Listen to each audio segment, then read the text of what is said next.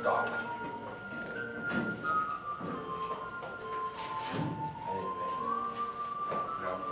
Number 5 minutes to the house. Thank you, 5.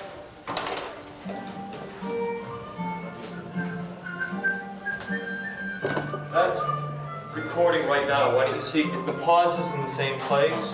Why don't you get used to making that little journey just in case we don't find the remote?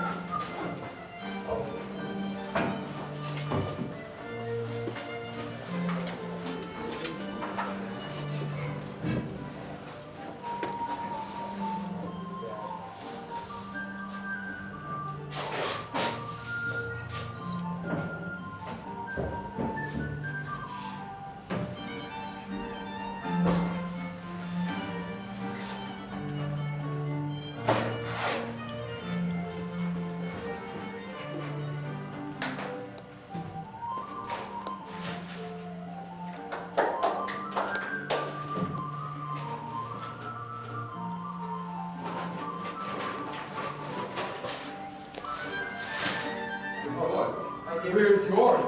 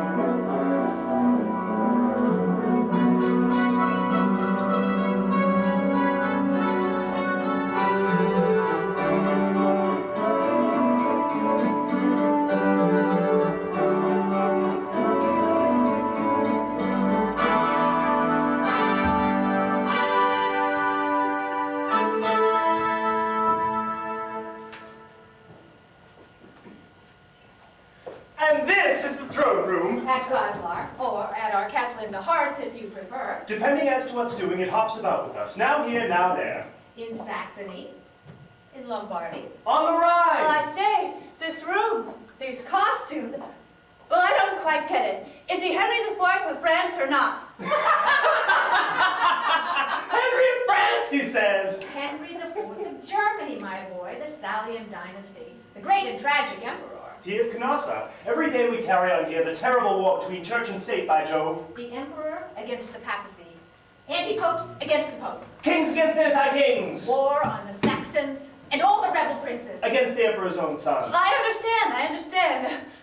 So I'm right then, these aren't costumes of the 16th century. 16th century be hanged. We're somewhere between 1,000 and 1,100. Figure it out for yourself.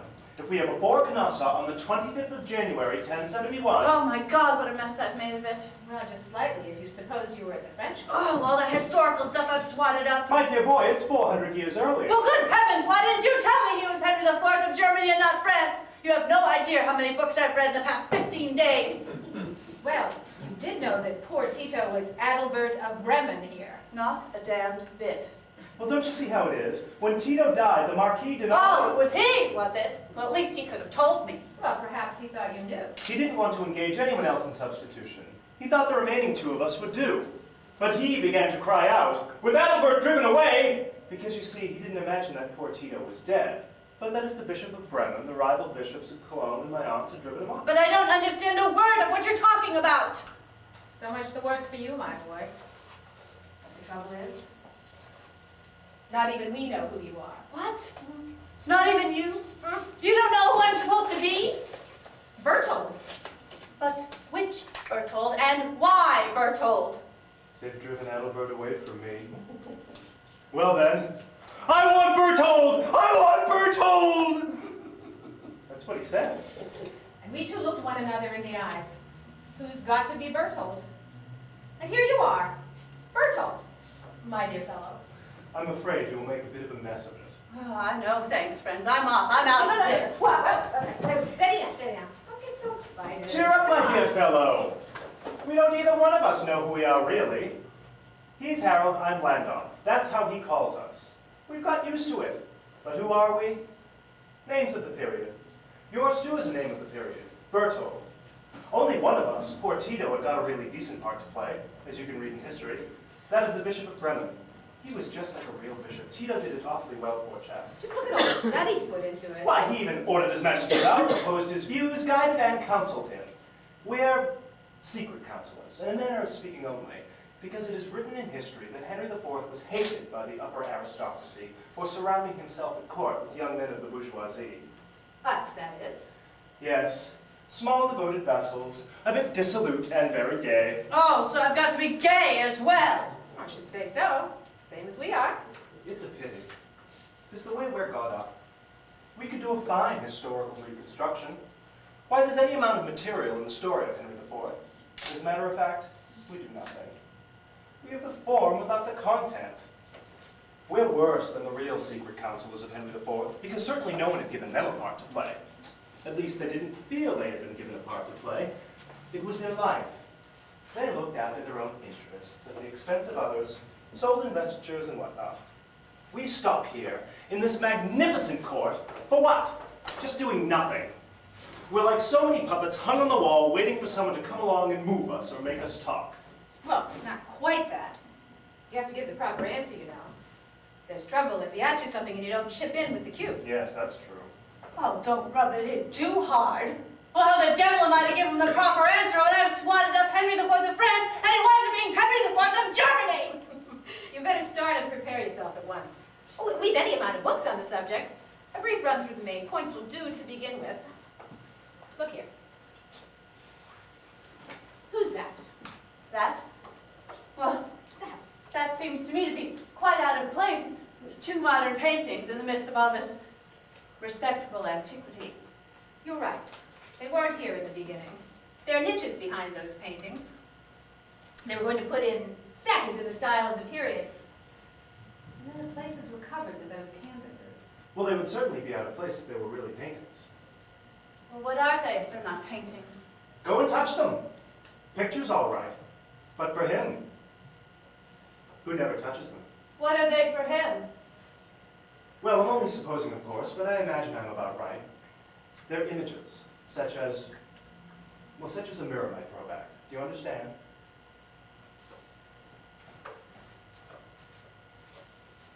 That one there represents himself, as he appears in this throne room, which is all in the style of the period. What is there to marvel at? If we put you before a mirror, wouldn't you see yourself, alive, but dressed up in ancient costume?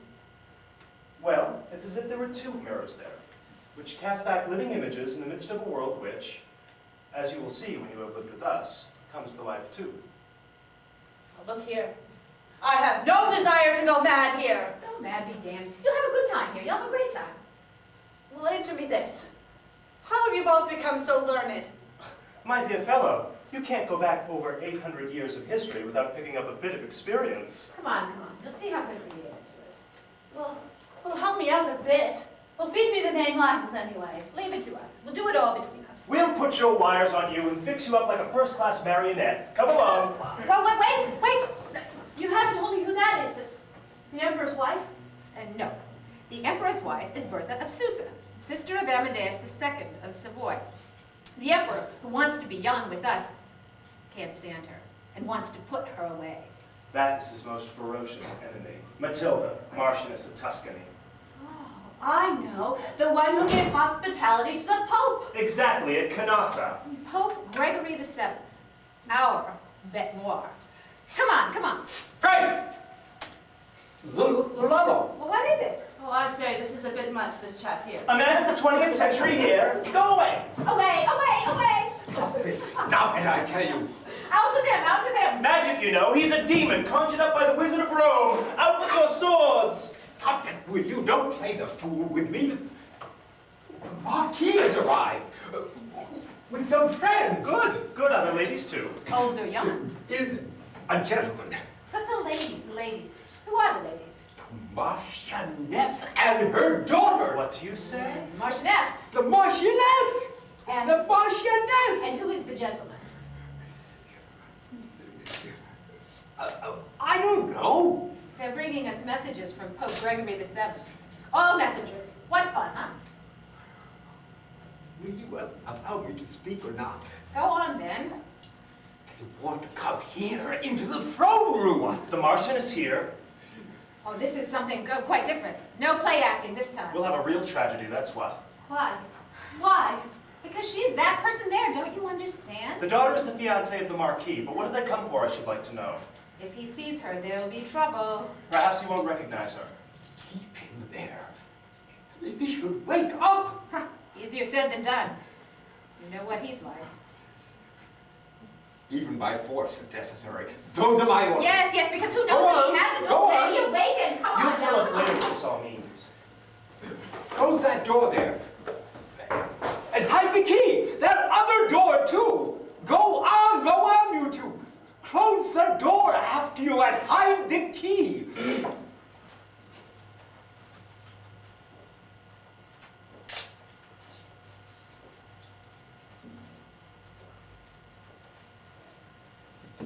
Have you given the orders properly? You're busy anxious about that, my boy. Ah, magnificent. Magnificent. How extremely interesting. Even in the surroundings, his raving madness is perfectly taken into account. Ah, there it is! Yes! A portrait! No, look again. It's you, not I there. Yes, it's quite true. I told you Oh, so. but I never would have believed it. Oh, what a strange feeling it gives one. Frida, what's the matter? Come. Don't you see yourself in me there? Well, I really do. Don't you think so? Don't you really? Well, look at it, Dino. Speak up, man. Ah, no. I shan't look at it. For me, a priori, certainly not. Stupid. You think you are paying me a compliment. Oh, what do you say, Doctor? Do say something, please. No, Doctor, for the love of heaven, have nothing to do with it. And why should I? Don't listen to him. Come here. He's insufferable. He acts the fool by profession, didn't you know that? Look at your feet, Doctor. Mind where you're going. Why? Be careful you don't put your foot in it. No. After all, it seems to me there's no reason to be astonished at the fact that a daughter should resemble her mother. Hello? Hello? She's done it now. She said it. What's the matter? What has she done? What has she said? Well, isn't it so? I said there was nothing to be astounded at. And you are astounded. And why so then if the thing is so simple and natural for you now? Fool. It's just because it is so natural. Because it isn't my daughter who is there. That is my portrait. And to find my daughter there instead of me fills me with astonishment. An astonishment which I beg you to believe is sincere. I forbid you to cast doubts on it. It's always like this, Rouse, over nothing! I cast no doubt on anything. I noticed from the beginning that you haven't shared your mother's astonishment. Or if something did astonish you, it was because the likeness between you and the portrait seemed so strong. Naturally, she cannot recognize herself in me as I was at her age. While I there can very well recognize myself in her, she is not quite right.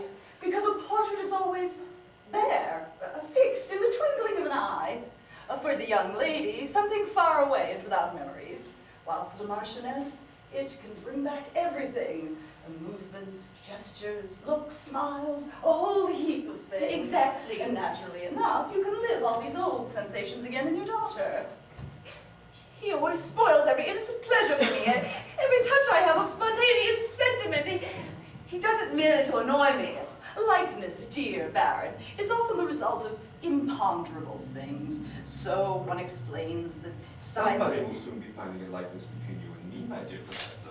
Let's finish with this, please. We've wasted too much time as it As is. one might expect when he's present. Enough.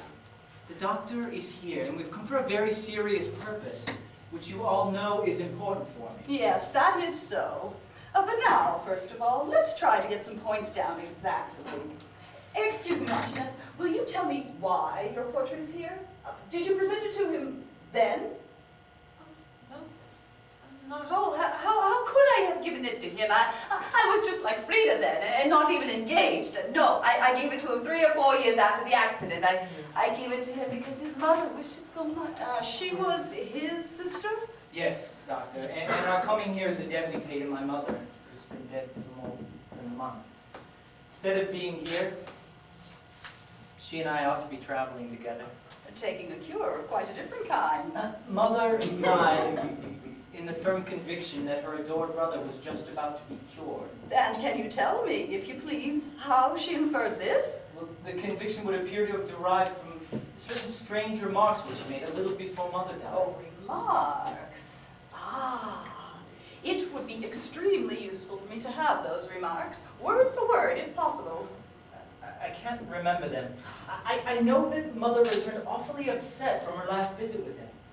On her deathbed, she made me promise that I would never neglect him and that I would have doctors see him and examine him. Let me see. Let me see. Sometimes very small reasons determine that. And this portrait here, then? Oh, for heaven's sake, Doctor, don't attach excessive importance to this. It made an impression on me because I had not seen it for so many years. Quietly.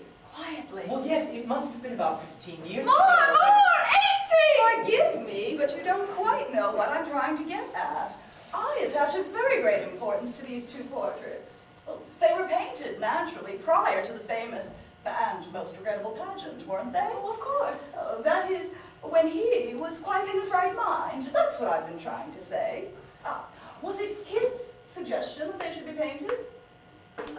Lots of people who took part in the pageant had theirs done as a souvenir. I had mine done as Charles of Anjou. As soon as the costumes were ready. As a matter of fact, it was proposed that the whole lot of us should be hung together in a gallery of the villa where the pageant took place. But in the end, everybody wanted to keep his own portrait. And I gave him this portrait of me without very much regret, since I his cannot mother... remember if it was he who asked for it. That I don't remember. Maybe it was his sister wanting to help out. Was it his idea, this pageant? No, it was mine. If you don't listen to him, it was poor Bilassi's idea. Bilassi? What did he got to do with it? Count Bilassi, who died, poor fellow, 2 or 3 months after. But if Bilassi Excuse wasn't... me, Doctor. Is it really necessary to establish whose the original idea was? It would help me, certainly. I tell you, the idea was mine. There's nothing to be proud of in it, seeing what the result's been. Look here, Doctor. It was like this. One evening, in the first days of November, I was looking at an illustrated German review in the club. I was merely glancing at the pictures because I can't read German. There was a picture of the Kaiser at some university town where he had been a student. I don't remember which. Bonn. Bonn! You are right, Bonn. He was on horseback, dressed up in one of those ancient German student guild costumes, followed by a procession of noble students also in costume. The picture gave me the idea. Already someone at the club had spoken of a pageant for the forthcoming carnival. So I had the notion that each of us should choose for this Tower of Babel pageant to represent some character.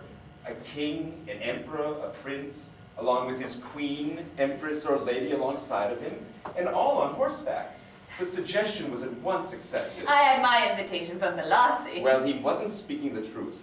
That's all I can say if he told you the idea was his. He wasn't even at the club the evening I made the suggestion, just as he wasn't there either. So he chose the character of Henry IV? Because I, thinking of my name and not giving the choice any importance, said that I would be the Marchioness Matilda of Tuscany. I don't understand the relation between the two. Neither did I at first when he said that in that case he'd be at my feet like Henry IV at Canossa. I had heard of Canossa, of course, but to tell the truth, I'd forgotten most of the story. And I remember I received a curious impression when I had to get up my part and found that I was the faithful and zealous friend of Pope Gregory VII in deadly enmity with the Emperor of Germany. Then I understood why. Since I had chosen to represent his implacable enemy, he wished to be near me in the pageant as Henry IV. Ah, perhaps because... Good heavens, Doctor, because she was then paying furious court to him.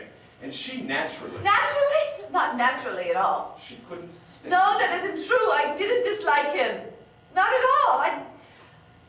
But for me, when a man begins to want to be taken seriously, well... He gives you the clearest proof of his stupidity. No, my dear, not in this case, because he was never a fool like you. Anyway, I've never asked you to take it seriously. Yes, I know. But with him, one couldn't joke. One of the many misfortunes which happen to us women, Doctor, is to see before us every now and again a pair of eyes glaring at us with a contained, intense promise of eternal devotion. There's nothing quite so funny. All men could only see themselves with that eternal look of fidelity on their faces. I've always thought it comic, then even more than now. But I want to make a confession. I can do so after 20 years or more. When I laughed at him then, it was partly out of fear. One might have almost believed a promise from those eyes of his. But it would have been very dangerous. Aha! This is most interesting. Very dangerous, you say? It's very different from the others. And what shall I say? I'm a little impatient of all that is pondered or tedious, but I was too young then, and a woman, I had the bit between my teeth. It would have taken more courage than I felt I possessed. So I laughed at him too. With remorse indeed, despite myself, when I saw that my own laugh mingled with those of all the others fools who made fun of him. My own case, more or less. No. You make people laugh at you with your trick of always humiliating yourself. It was quite a different affair with him. There's a vast difference. And you know, people laugh in your face. Well, that's better than behind one's back. Let's get to the facts. He was then already somewhat exalted, if I understand rightly. Yes, but in a curious fashion, Doctor. How? Well, cold-bloodedly, so Not to at all. speak. Doctor, it was like this. He was a bit strange, certainly, but only because he was fond of life. Eccentric, there. I don't say he simulated exaltation. On the contrary, he was often genuinely exalted. But I could swear, Doctor, that he saw himself at once in his own exaltation. Moreover, I'm certain it made him suffer. Sometimes he had the most comical fits of rage against himself. Yes? That is true. And why? Evidently because that immediate lucidity that comes from acting, assuming a part, at once put him out of key with his own feelings, which seemed to him not exactly false, but like something he was obliged to give the value there and then of an act of intelligence to make up for that sincere cordial warmth he felt lacking. So he improvised, exaggerated, let himself go so as to distract and forget himself. He appeared inconstant, fatuous, and yes, even ridiculous sometimes. And may we say unsociable? No, not at all. He was famous for getting up things. Tableaux vivants, dances, theatrical performances for charity. All for the fun of the thing, of course. He was a jolly good actor, you know. Madness has made a superb actor of him. Why, so he was even in the old days. When the accident happened, after the horse fell. I hit the back of his head, didn't It we? was horrible. I was beside him. I saw him between the horse's hooves. It was rearing. None of us thought it was anything serious at first. There was a stop in the pageant, a bit of disorder. People wanted to know what had happened, but they'd already taken him off to the villa. Was it the least sign of a wound? Not a drop of blood. We thought he had merely fainted. 2 hours afterwards. He reappeared in the drawing room of the villa. That is what I wanted to say. Oh my God, what a face he had. I saw the whole thing at once. No, that's not true. Nobody saw it, Doctor. Believe me. Doubtless because you were all like mad folks. Everybody was pretending to act his part for a joke. It was a regular battle. You can imagine, Doctor, our terror when we saw that he, on the contrary, was playing his part in deadly earnest. Oh, he was there too, was he? Of course. He came straight into the midst of us. We thought he'd quite recovered and was pretending, fooling like all the rest of us, only doing it rather better because, as I say, he knew how to act. Some of them began to hit him with their whips and fans and sticks. And then, as a king, he was armed, of course. He drew out his sword and menaced 2 or 3 of us. It was a terrible moment, I can assure you. Shall never forget that scene. All our masked faces, hideous and terrified, gazing at him, and that terrible mask of his face, which was no longer a mask, but madness personified. He was Henry IV in person in a moment of fury. He got into it, all the detail and minute preparation of a month's careful study, and it all burned and blazed there in the terrible obsession that lit his face. Yes, that is quite natural, of course. The momentary obsession of a dilettante became fixed, owing to the fall and the damage to the brain. You see the kind of jokes life can play on us? You were 4 or 5 years old. Your mother imagines you've taken her place there in that portrait, when she had not the slightest idea she would bring you into the world. My hair is already gray, and he, look at him, ha! A smack on the head, he never moves again. Henry IV forever. Well, well then, it comes, we may say, to this. No, what are you talking about? Be calm. Well, who is it then? One of our masqueraders. He is one of the 3 youths that we keep here to help him out in his madness. I beg your pardon, Marquis. Pardon be damned. I gave orders that the doors were to be closed and that nobody should be allowed to enter. Yes, but I beg you to let me go away this very minute. I beg you, please, to let me go away this very minute. Oh, you're the new valet, aren't you?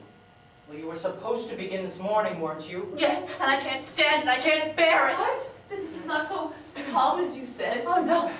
No, my lady, it isn't he. It's my companions. You say, help him out in his madness, Marquis, but they do nothing of the kind. They are the real madmen. I've been here my first day, and instead of helping me... Excuse me! May I come in, my lord? Come in. What's the matter? What are you all doing? No. My lord, this fool here. Ah, no thanks, Francis. I'm off. I'm out of this. What do you mean you're out of this?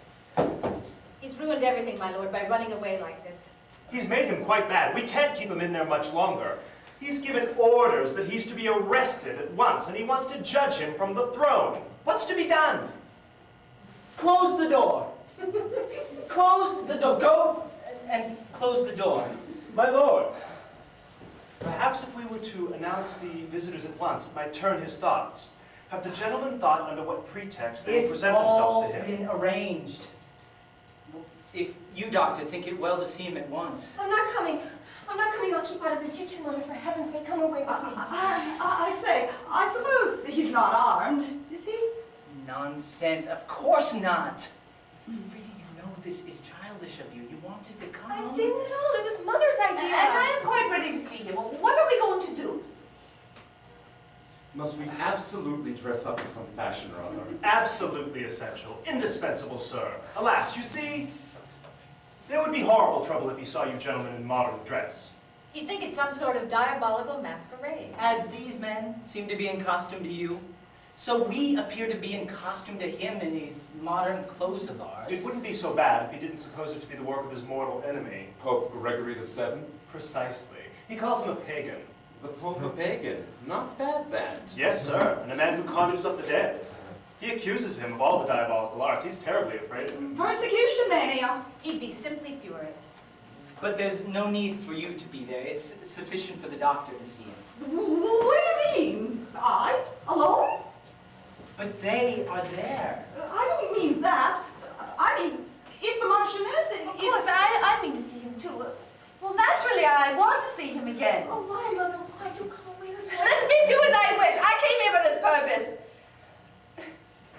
I shall be Adelaide the Mother. Excellent, mother of the Empress Bertha. Good. It will be enough if her ladyship wears the ducal crown and puts on a mantle that will hide her other clothes entirely. Off you go, Harold. Wait a moment. What about this lady? Ah, yes. We decided I was to be the Bishop of Cluny. You of Cluny. She means the abbot. Very good. Hugh of Cluny. He's often been here before. What? Been Don't here be before? alarmed. I just mean that it's an easily prepared disguise. We've used it on many occasions before. But what Oh no, do there's you... no chance of his noticing. He pays far more attention to the dress than to the person. That's fortunate for me, too, then. Frida, you and I will get along. Come on, Tito. Ah, no. If she stops here, so do I. But I don't need you at all. You may not need me, but I should like to see you again myself. Mayn't I? Well, I suppose it would be better if there were 3. But how is the gentleman to be dressed? Oh, try and find some easy costume for me. Yes, he'd better be from Cluny, too. What do you mean from Cluny? A Benedictine's habit of the Abbey of Cluny. He can be in attendance on Monsignor. You, get away, and stay out of sight all today. No, wait!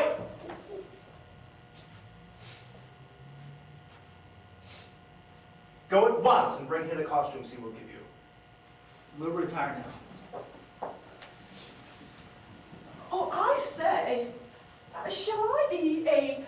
persona grata to him as Hugh of Cluny? Oh, rather.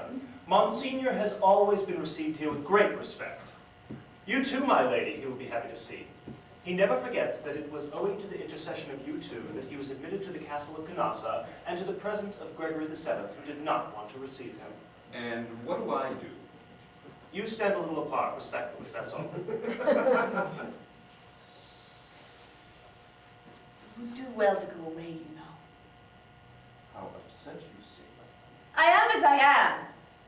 Leave me alone. Ah, the costumes!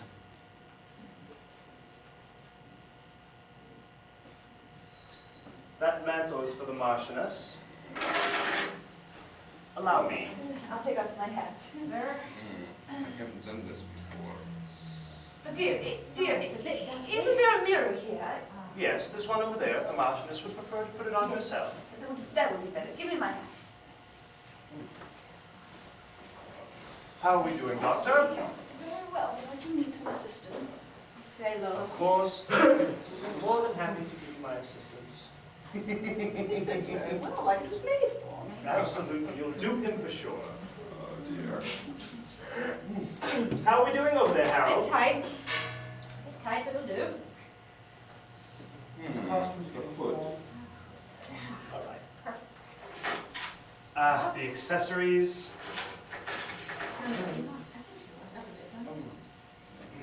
Yes, that's coming along quite nicely. Very nicely indeed. Oh, I'm terribly sorry. Not bad. Not bad at all. What else do we have here? What recognizes? I know he wants that attention. Harold, go at once and announce the arrival of the Duchess Adelaide and Monsignor Hugh of Cluny. Right you are. Well, I must say, I never thought I should be a Benedictine monk. By the way, this business must cost an awful lot of money. Like any other fantasy, naturally. Well, there's a fortune to go upon. We have got there a whole wardrobe of costumes from the period, copied to perfection from old models. This is my special job. I get them from the best theatrical costumers. They cost lots of money.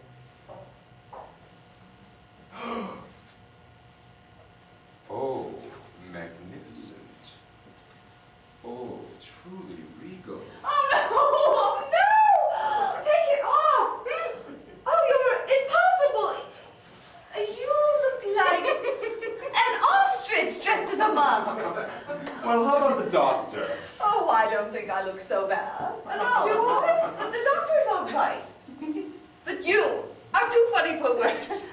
Do you have many receptions here It depends. He often requests that such and such a person appear before him, and then we've got to find someone to take the role. Women too. Ah, women too? Oh yes, many at first. Oh, that's great. In costume like the Marchioness? Well, you know, women of the type that lend themselves to... Ah, I see. Look out. You know he's becoming dangerous for you.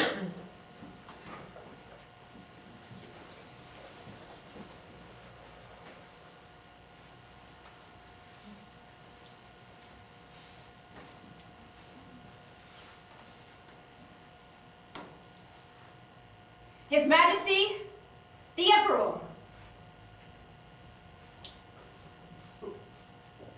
My lady. Let me see you.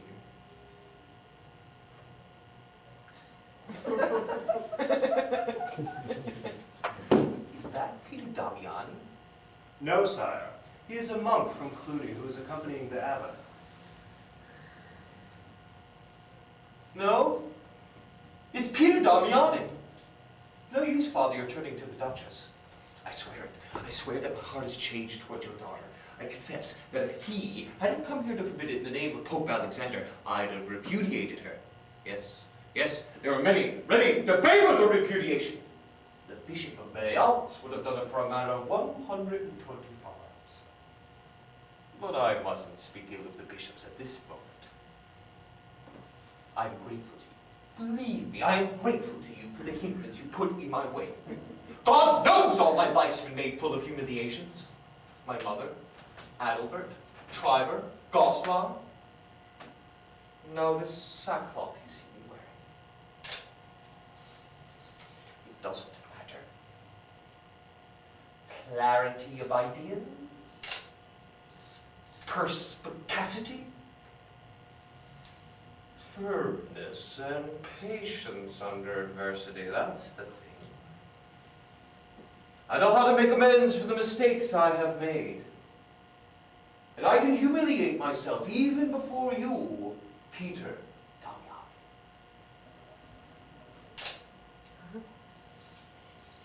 Was it not perhaps you who started that obscene rumor that my holy mother was having illicit relations with the Bishop of Augusta? No, it wasn't I. Not true.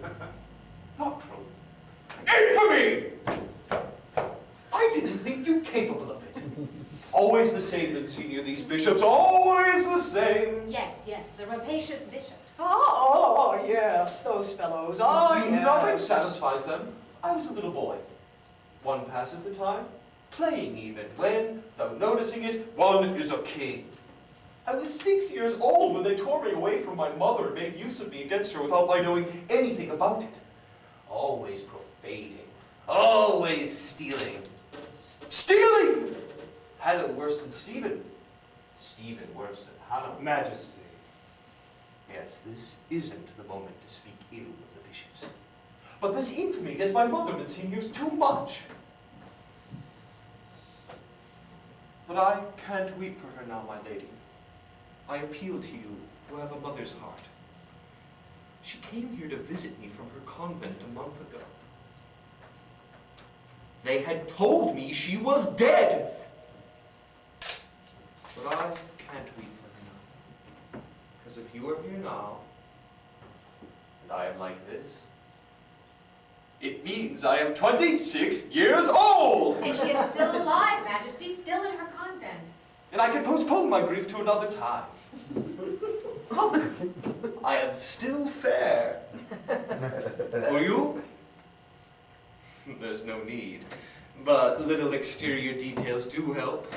A matter of time, Monsignor. Do you understand me? But I see that you too.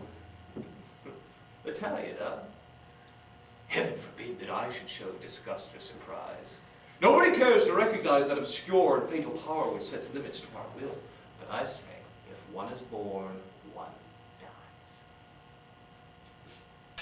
Did you want to be born, Monsignor? I didn't. And in both cases, independently of our wills. How many things happen we would wish didn't happen, and to which we resign ourselves as best we can. Alas. Yes, alas. It's like this. When we are not resigned, out come our desires. A woman wants to be a man. An old man would be young again. Desires, ridiculous, fixed ideas, of course, but reflect, Monsignor. Those other desires are not less ridiculous. I mean, those desires where the will is kept within the limits of the possible. There not one of us can lie or pretend. We're all fixed in good faith in a certain conception of ourselves. However, Monsignor, while you keep yourself in order, holding on with both hands to your holy habit, there slips down from your sleeves and peels off of your skin something like a serpent. Something you never noticed. Life, Monsignor! Has it ever happened to you, my lady, to find a different self in yourself? Have you always been the same? My God, how was it one day you were able to commit this or that action? Yes, that particular action. That very one. We understand each other? Don't be afraid. I shall reveal it to none. And you, Peter Damiani, how could you be a friend of that man? Majesty. No, I won't name him. What did you think of him? But we, all of us, cling tight to our conceptions of ourselves, just as he who is growing old dyes his hair. What does it matter to you that this dyed hair of mine isn't reality for you, if it is, to some extent, a reality for me? You, my lady, certainly don't dye your hair to deceive others, nor even yourself. You do it only to cheat your own image a little for the lass. I do it for a joke. You do it seriously. But I assure you too, madam, are in masquerade. And I'm not speaking of the venerable crown on your brows or the ducal mantle. I'm speaking only of the memory you wish to fix in yourself of your fair complexion one day when it pleased you. Or of your dark complexion if you were dark. Fading image of life. For you, Peter Damiani, on the contrary, the memory of what you have been, of what you have done, seems to you the recognition of past realities that remain within you like a dream.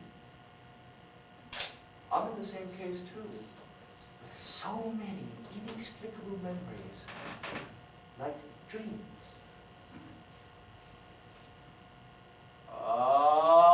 There's nothing to marvel at in it, Peter Damiani, for tomorrow it will be the same with our life of today. This sackle here! Ah, my God, yes! Tomorrow at Bressanone, 27 German and Lombard bishops will sign with me the act of deposition of Gregory VII. No pope at all, just a false monk! Majesty, for heaven's sake. Listen to what he says, Majesty. The Duchess is here with Monsignor to intercede in your favor. Ah, yes, we are here to intercede. Pardon. Oh, pardon. Forgive me, my lady. Forgive me, Monsignor. Forgive me. I swear to you, I feel the whole weight of the anathema.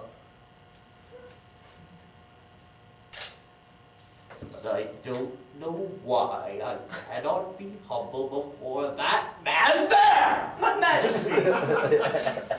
Why do you insist on believing he is Peter Damiani when he isn't at all? He isn't Peter Damiani? No, and he's a poor monk.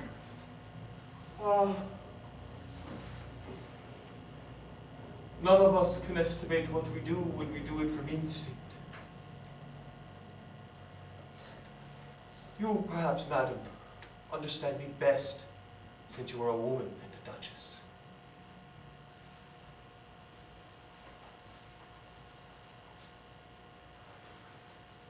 This is a solemn and decisive moment.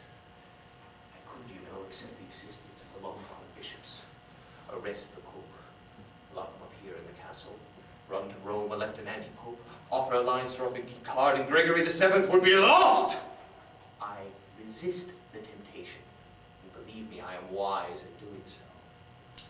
I feel the atmosphere of our times and the majesty of one who knows how to be what he ought to be. A pope! Do you feel inclined to laugh at me, seeing me like this? You would be foolish to do so, for you don't understand the political wisdom which makes this penitent sack advisable. The parts may be changed tomorrow. What would you do then? Would you laugh to see the Pope a prisoner? No, it would come to this. I dressed as penitent today, he is a prisoner tomorrow. But woe to him who doesn't know how to wear his mask, be he king or pope. Perhaps he's a bit too cruel, no? Yes, maybe. You remember, my lady, how your daughter Bertha, for whom I repeat my feelings have changed. Yes, changed on account of the affection and devotion she showed to me in that terrible moment. You remember, my lady, how she followed me like a beggar 2 nights out in the open in the snow. You are her mother. Doesn't this touch your mother's heart? Doesn't this urge you to pity so that you will beg His Holiness for pardon? Beg him to receive us. Yes, at once. It shall be done. And one thing more. It isn't enough he should receive me. You know he can do everything. Everything, I tell you. He can even call up the dead. Behold me. Do you see me? There is no magic art unknown to him. Roman Senior, my lady, my torment is really this, that whether here or there, I can't free myself of this magic. I am a penitent now, today, as you see, and shall remain so until he receives me. But you two, when the excommunication is taken off, must ask the Pope to do this thing he can so easily do. To take me away from that! And let me live wholly and freely again my miserable life. Man can't always be 26, my lady. I ask this for your daughter's sake too, that I might love her as she deserves to be loved. Well disposed as I am now, all tender towards her for her pity. It's all there. I am in your hands, my lady. Monsignor.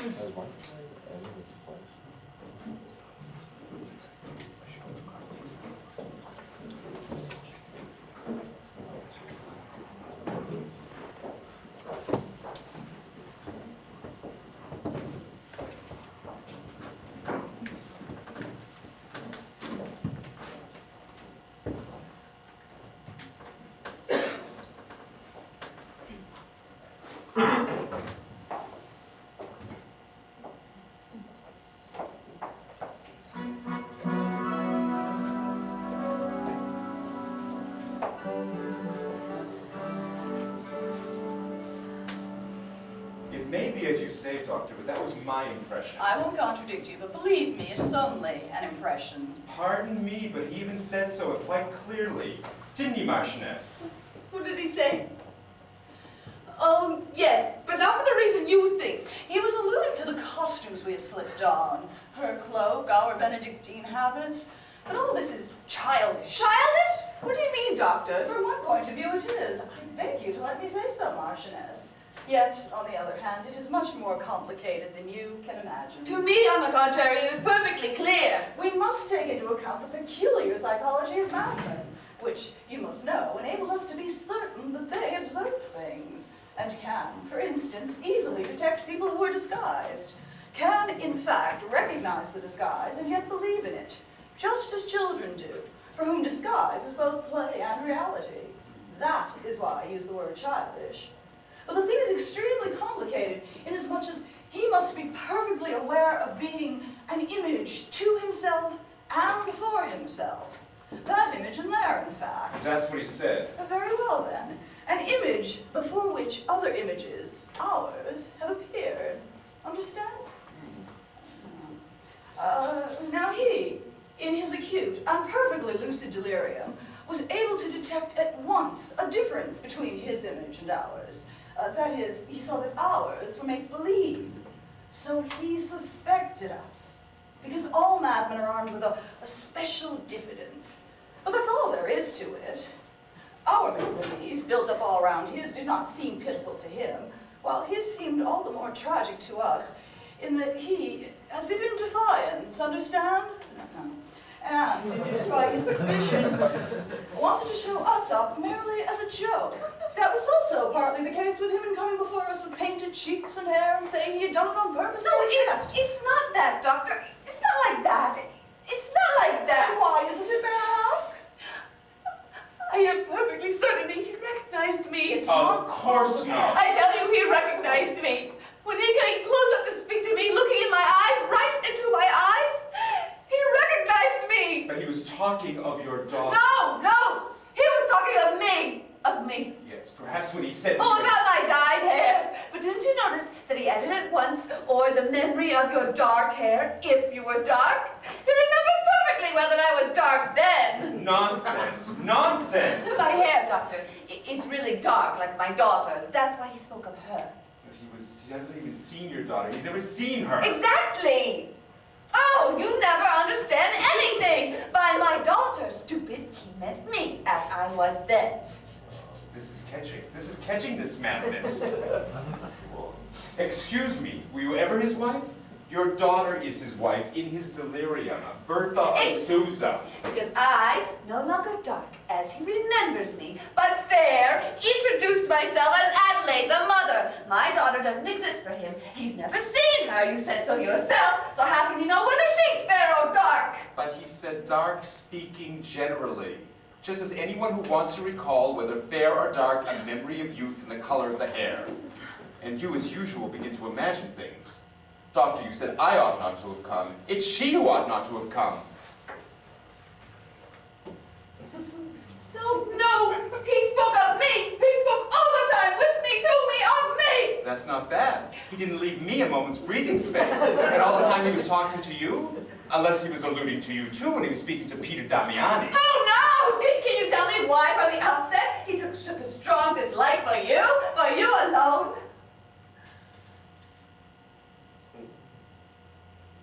The reason may also be found in the fact that only the visit of the Duchess Adelaide and the Abbot of Cluny was announced to him. Finding a third person present who had not been announced, at once his suspicions were... Yes, exactly. His suspicions made him see an enemy in me, Peter Damiani. But she's got it into her head that he recognized her. There's no doubt about it. I could see it from his eyes, Doctor. You know there's a way of looking that leaves no doubt whatever. Perhaps it was only for an instant, but I am sure. It is not impossible. A lucid moment, perhaps. Perhaps. And his speech seemed to me so full of regret for his and my youth, for the horrible thing that happened to him, that has held him in that disguise from which he has never been able to free himself, and from which he longs to be free. He said so himself. Yes, so as to be able to make love to your daughter, or you, as you believe, having been touched by your pity. Which is very great, I would beg you to believe. As one can see, Marchioness. So much so that a miracle worker might expect a miracle from it. Will you let me speak? I don't work miracles, because I am a doctor and not a miracle worker.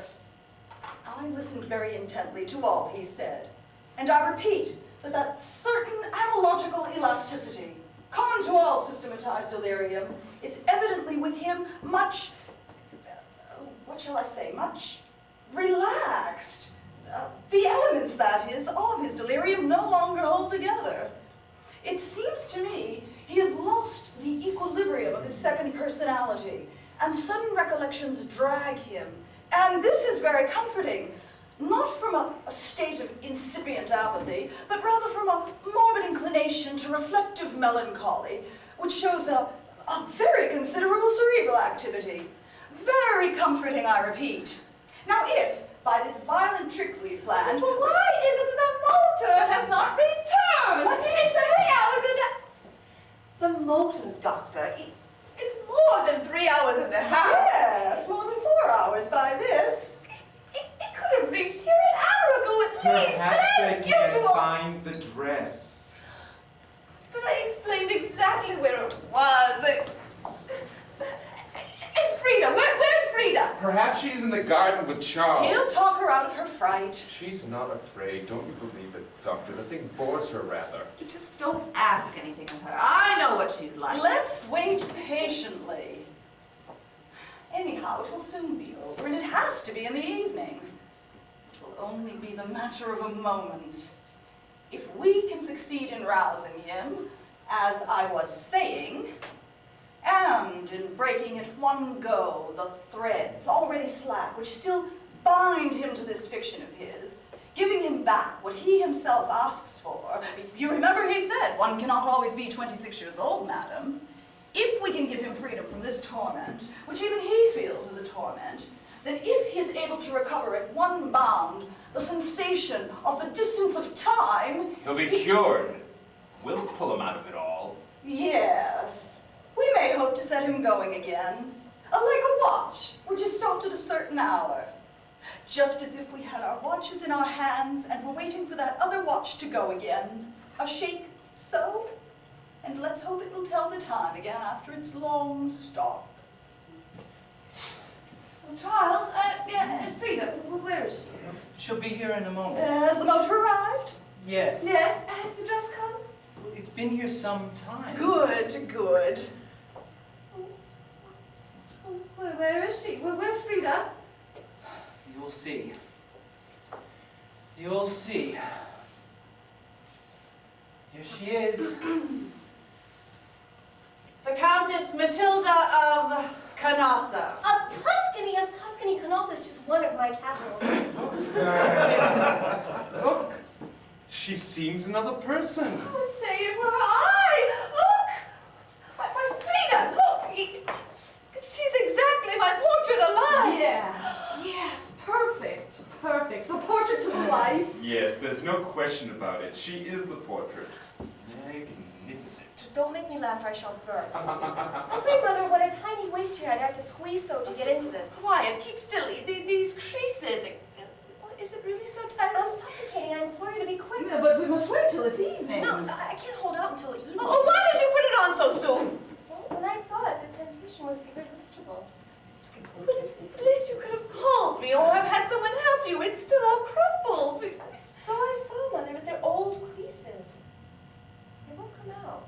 It doesn't matter, Marchioness. The illusion is perfect. If you please, stay there. There. At a certain distance. Now, a little more forward. For the feeling of the distance of time. 20 years after a disaster, a tragedy. Now, don't let's exaggerate. No, I meant the dress. So as to say, Oh, you know. as for the dress, Doctor, it isn't a matter of 20 years. It's 800. An abyss. Do you really want to shove him across it from there to here? But you'll just have to pick him up in pieces with a basket. Just think now. For us, it is a matter of 20 years, a couple of dresses, and a masquerade. But if, as you say, Doctor, time has stopped for and around him, if he lives there with her 800 years ago, then I repeat, the giddiness of the jump. You don't think so? No. Because life, my dear Baron, can take up its rhythms. This, our life, will at once become real also to him and will pull him up directly, wresting from him suddenly the illusion and showing him that the 800 years, as you say, are only 20. It will be like one of those tricks, such as the leap into space, for instance, of the Masonic Rite, which appears to be heaven knows how far, yet is only a step down the stairs. Ah, an idea, yes. Look at Frida and the Marchioness, Doctor. Which is more advanced in time? We old people, though. The young ones think they are more ahead, but it isn't true. We are more ahead because time belongs to us more than to them. If the past didn't alienate us. It doesn't matter at all. How does it alienate us? They have still to do what we have accomplished, Doctor. To grow old, doing the same foolish things that we did. This is the illusion, that one comes forward through a door to life. It isn't so. As soon as one is born, one starts dying. Therefore, he who started first is the most advanced of all. The youngest of us is Father Adam. Look there. 800 years younger than all of us. The Countess Matilda of Tuscany. Tito, don't start joking. Oh, you think I'm joking? Of course, all the time. Impossible. I've even dressed up as a Benedictine. Yes, but for a serious purpose. Well, exactly. If it's been serious for the others, for Frida now, for instance. I swear, Doctor, I don't yet understand what you want to do. You'll see. Let me do as I wish. At present, you see the Marchioness still dressed in her contemporary clothing. Oh, she She also has to masquerade? Of course, of course. And another dress that's in there ready to be used when it comes into his head. He sees the Countess Matilda of Canossa before him. Of Tuscany, of Tuscany. It's all the same. Ah, I see. He'll be faced by two of them. Two, precisely. Doctor, come And here, then- listen. Here I am. I say, this is getting rather strong, you know. What? Does it really interest you as much as all that to make you willing to take part in, for a woman, this is simply a menace. Yes, for an ordinary woman. Oh, no, my dear, for all women, a question like this, it's an abnegation. I owe it to him. Don't lie, you know well enough it's not hurting you. Well then, where does the abnegation come in? Just enough to prevent you losing caste in other people's eyes, and just enough to offend me. But who is worrying about you now? It's all right. It's all right. That's what we'll do. Here, you go and call one of those fellas. Well, we've got to pretend that we are going away. Exactly. I'll see to that. You don't mind staying here? Oh, no, I don't mind. I don't mind. Well, we must look out not to make him suspicious Oh, again. you Lord, know? he doesn't amount to anything. He must believe absolutely that we've gone away. May I come in? Oh, come in, come in. I said, your name's Lolo, isn't it? Lolo or Landolph, just as you like. Well, look here. The doctor and the Marchioness are leaving at once. Very well. All we've got to say is that they have been able to obtain permission for the reception from His Holiness. He's in there in his own apartments, repenting of all he has said, and in a terrible state to have the pardon. Would you mind coming a minute? If you would, just for a minute. Put on the dress again. Why, of course, with pleasure. Might I be allowed to make a suggestion? Why not add that the Marchioness of Tuscany has interceded with the Pope that he should be received? You see, he has recognized me. Forgive me. I don't know my history very well. I'm sure you gentlemen know it much better, but I thought it was believed that Henry IV had a secret passion for the Marchioness of Tuscany. Nothing of the kind. Well, that's what I thought, but he says he loved her. He's always saying it. And now he fears that her indignation for this secret love of his will work in harm with the Pope. We must let him understand that this aversion no longer exists. Exactly, of course. History says, I don't know whether you know it or not, that the Pope gave way to the supplications of the Marchioness Matilda and the Abbot of Cluny. And I may say, my dear Belgrady, that I intended to take advantage of that fact at the time of the pageant, to show him that my feelings were not so hostile to him as he supposed.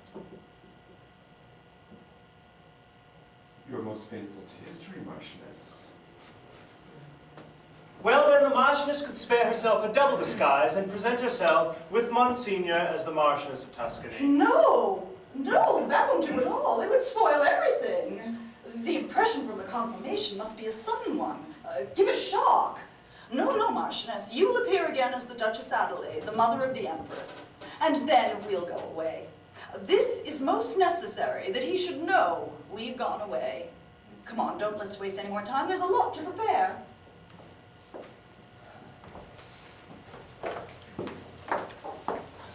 I'm beginning to feel afraid again. Again, Frida. It would have been better if I'd seen him before. There's nothing to be frightened of. Really. He isn't furious, is he? Nonsense. He's quite calm. Melancholy. Didn't you hear that he loves you? Thanks, that's just why I'm afraid. He won't do you any harm. It'll only last a minute. Well, I know, but they're alone on the top of Only for a moment. And I will be near you, and all the others behind the door ready to run in.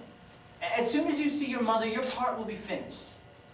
I'm afraid of a different thing, that we're wasting our time. Don't begin again. The remedy seems a sound one to me. Me too, I feel it. Oh, I'm trembling. But mad people, my dear friends, though they don't know it, alas, have this felicity which we don't take into account. What felicity? Nonsense! They don't reason. What's reasoning got to do with it anyway? Don't you call it reasoning that he will have to do according to us when he sees her and her mother? We've reasoned it all out, surely. Nothing of the kind. No reasoning at all. We put before him a double image of his own fantasy, or fiction, as the doctor says. I say, I never understood why they take degrees in medicine. Who? The alienists. What ought they to take degrees in then? If they are alienists, what else should they take degrees? In law. All a matter of talk. The more that they talk, the more highly they are considered. Analogous elasticity. The sensation of distance in time. And the first thing they tell you is they don't work miracles when a miracle is just what is wanted. But they know that the more they say they are not miracle workers, the more folk believe in their seriousness. Oh, here they come. They're coming in. Are they? Yes, he wants to come with them. Yes, he's coming with them. Well, let's get away then. Let's get away at once. You stay here. Must I? And now I will ask you a question. How can I be astute if you think me obstinate? No, not obstinate. Then you think me really astute? No, neither not obstinate nor astute. Oh, Monsignor, if obstinacy is not a vice which can go with astuteness, I'd hope that denying me the former, you would at least allow me a little of the latter. I can assure you I have great need of it. But if you want to keep it all for yourself... Do I seem astute to you? No, Monsignor. What do you say? Not in the least. Perhaps in this case, I may seem a little obstinate to you. With your permission, a word in confidence to the Duchess. Is your daughter really dear to you? Yes, certainly. Do you wish me to compensate her with all my love, with all my devotion, for the grave wrongs I have done her? Though you must not believe all the stories my enemies tell about my dissoluteness. No, I don't believe them. I never have believed such stories. Then, are you willing that I return to love your daughter again? You mustn't be afraid of the Marchioness of Tuscany.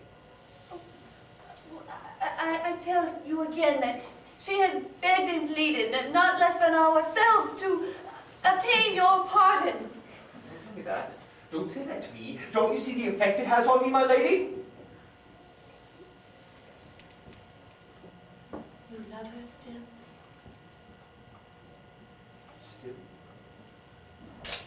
Still, you say? You know? But nobody knows. Nobody must know. But perhaps she knows. If she has begged so hard for you. And you love your daughter. I confess, Monsignor, it may be a sin, but I hardly feel my wife at all in my heart.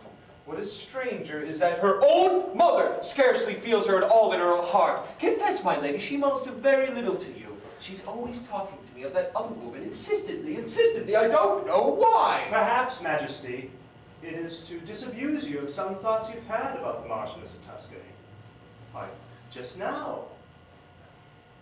You, too, maintain she's been friendly to me. Yes, at the moment, Majesty. Exactly. I understand. That is to say, you don't believe I love her. I see. I see. No one's ever believed it. No one's ever thought it. Better so then, but enough! Enough! Monsignor, you see, the reasons the Pope has had for revoking the excommunication have got nothing at all to do with the reasons for which he excommunicated me originally. Tell Pope Gregory we shall meet again at Brixen.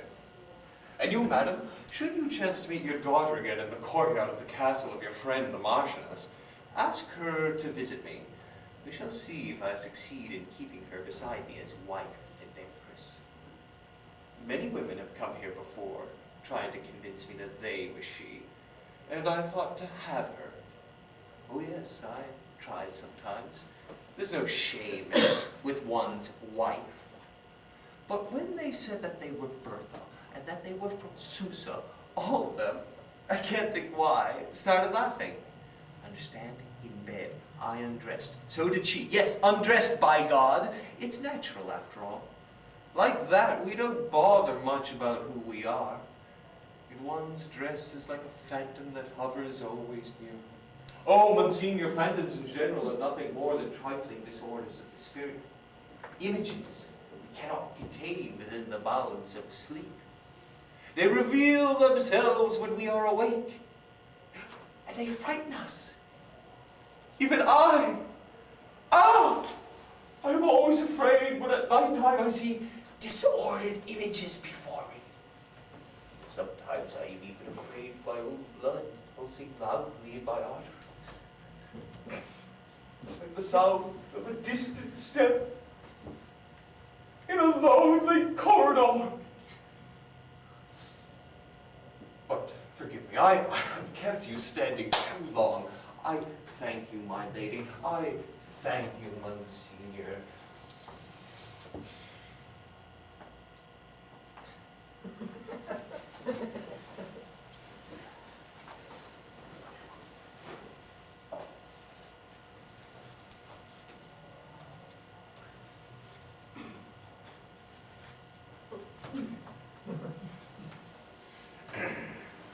Buffoons.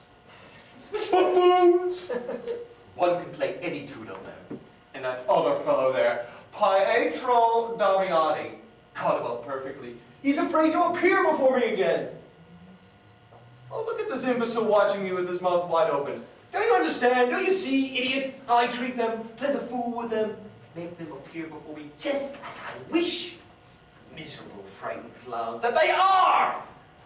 And you are amazed that I tear off their ridiculous masks now, just as if it wasn't I who made them mask themselves originally to satisfy this taste of mine for playing the madman! What? Enough! Stop it, stop it, stop it. I'm sick of it. My God, the impudence to come here along with her lover and pretending to do it out of pity, so as not to infuriate a poor devil already out of the world, out of time, out of life.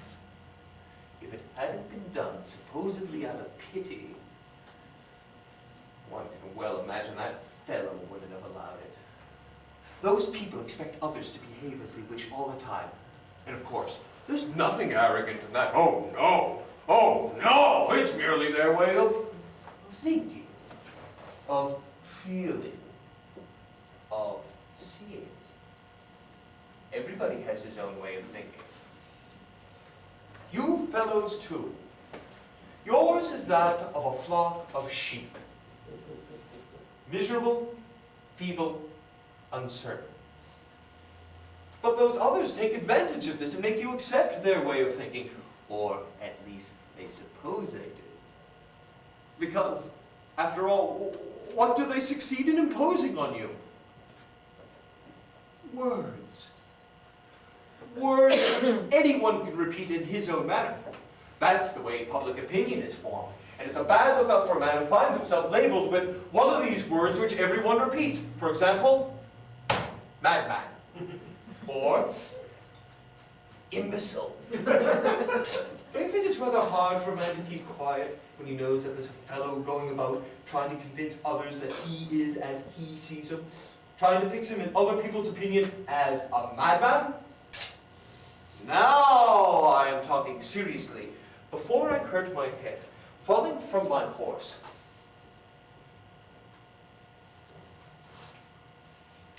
What? What's the matter with me? What? Am I or am I not mad? Oh yes, I'm mad all right. Well then, by God, down on your knees! Down on your knees! I order you to go down on your knees and touch the ground 3 times with your forehead. Down! Down! That's the way you've got to be before madmen!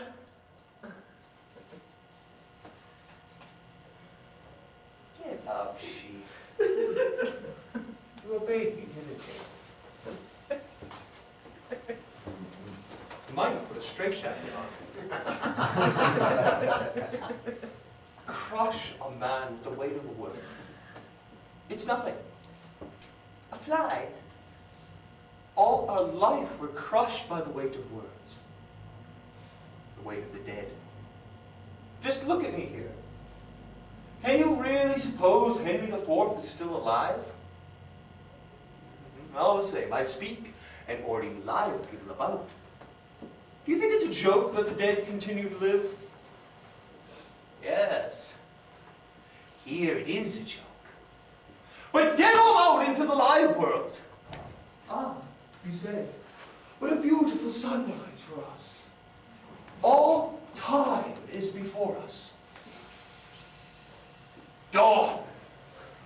We will do what we want with this day, yes. To hell with tradition, the old conventions. Well, go on! You will do nothing except repeat the same old words while you imagine your living. You don't understand words, do you? What's your name? I'm Tool. Bertold. Poor Bertold. What's your name here?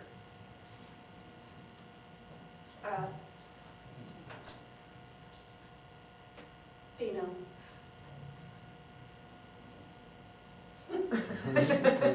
Fino. Pino Patricius, sire. I've heard you call each other by your nicknames often enough. Your name is Lolo. Yes, sire. Oh Lord, he's not mad. No, not mad anymore. No, don't you see? We're having a joke on those that think I'm mad. Yes, your name is, Franco. Franco. Nice name, that, Franco. Then he isn't. Of course not! Let's have a jolly good laugh. Ha!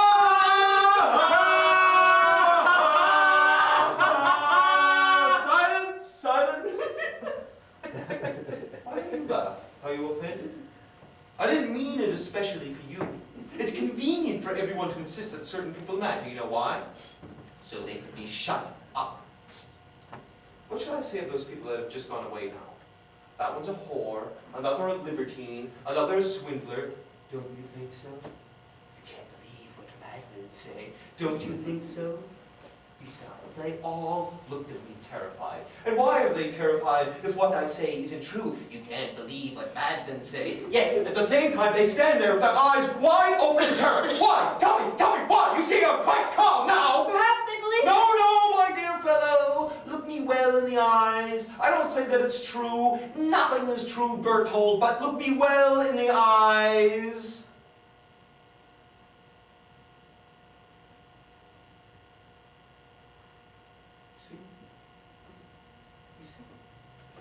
You have terror in your own eyes now, because now I seem mad to you. There's the proof of it. What proof? You're being so dismayed now, because now I seem again mad to you. You've thought me mad up to now, haven't you? You feel that this dismay of yours can become terror too. Something to dash the ground from under your feet and deprive you of the air you breathe. Do you know what it means to find yourself face to face with a madman? With one who shakes the ground, with one who tears the foundation of all you've built up in yourselves, the logic of your constructions? Madmen, lucky folk, construct without a logic, or rather, with a logic that flies like a feather. Voluble. Voluble! Today like this, and tomorrow, who knows? You say this cannot be, but for them everything can be.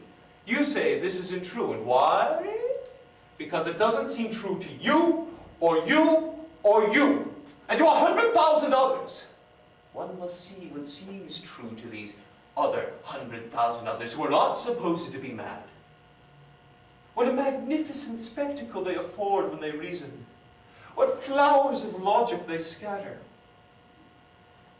I know that when I was a child, I thought the moon in the pond was real.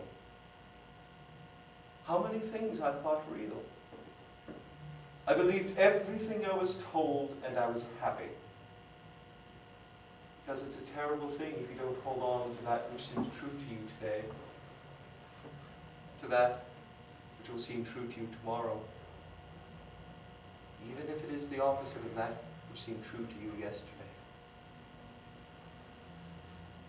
I would never wish you to think as I have done on this horrible thing which really drives one mad. that if you were beside another, looking into his eyes, as I one day looked into somebody's eyes, might as well be a beggar before a door never to be opened to you. For he who does enter there will never be you.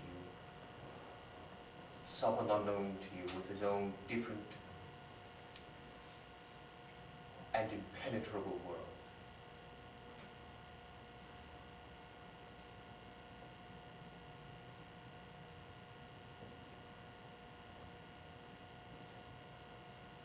It's getting dark in here. Shall I go for the lamp? The lamp.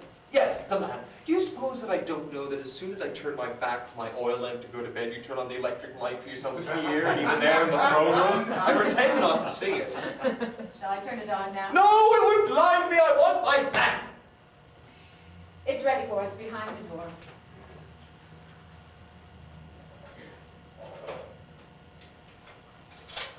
Ah, a little light.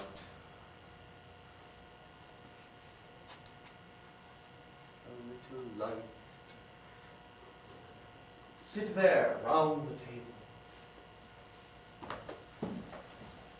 In an elegant, easy manner. You so, you here, and I like this.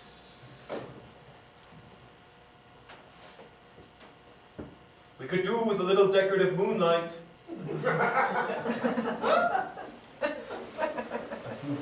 It's very useful for us, the moonlight.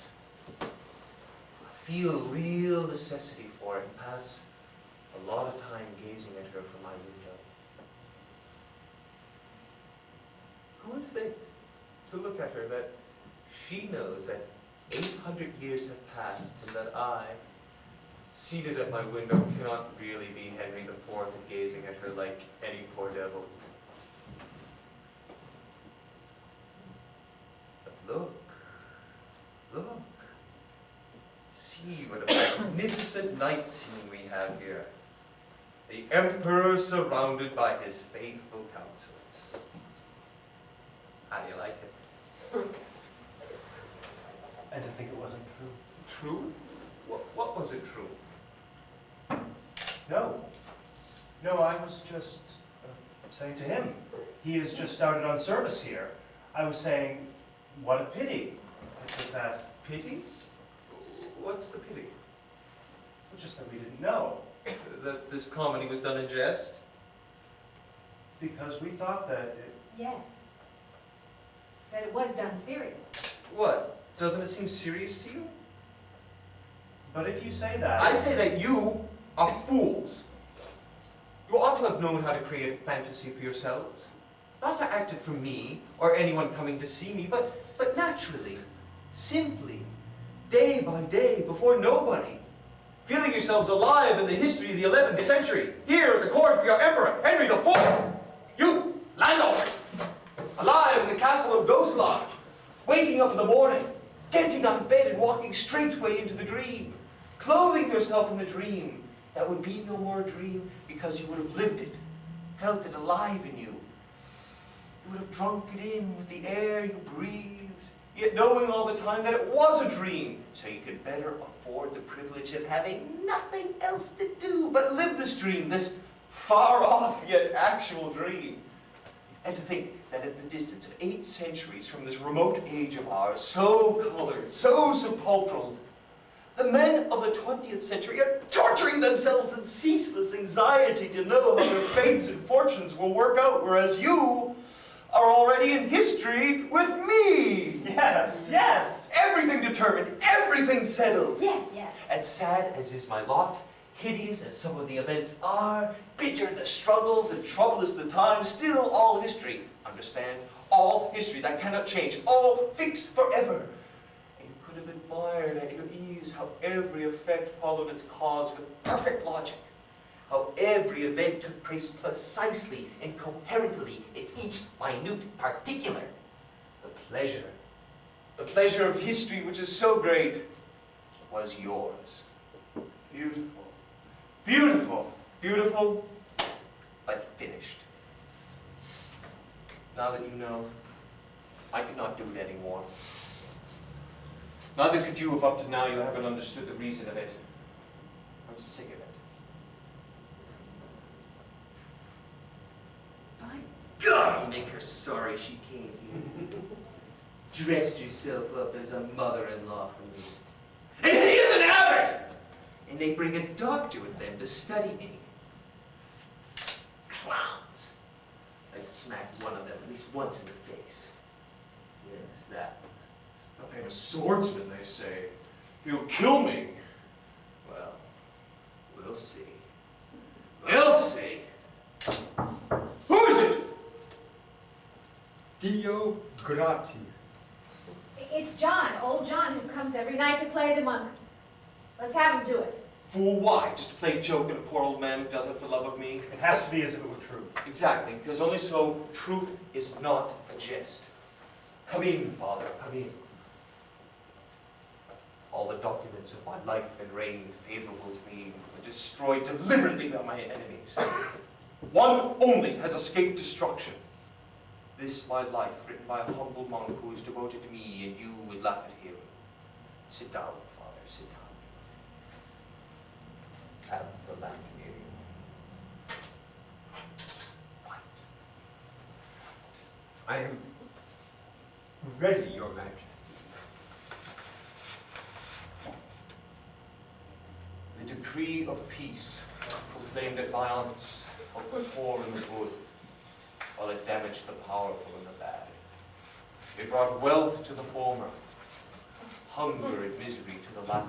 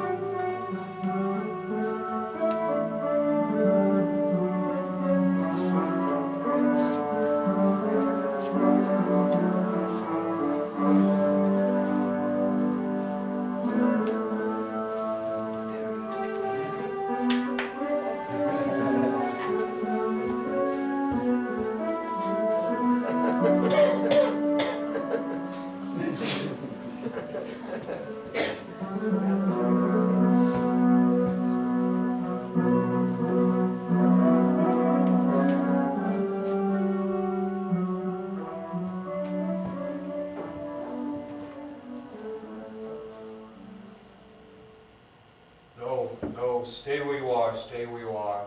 I shall manage all right by myself. Good night.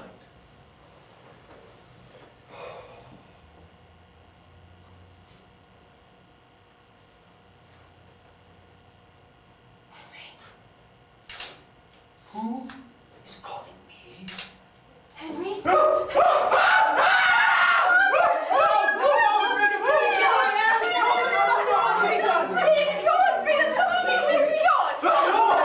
It was only for fun.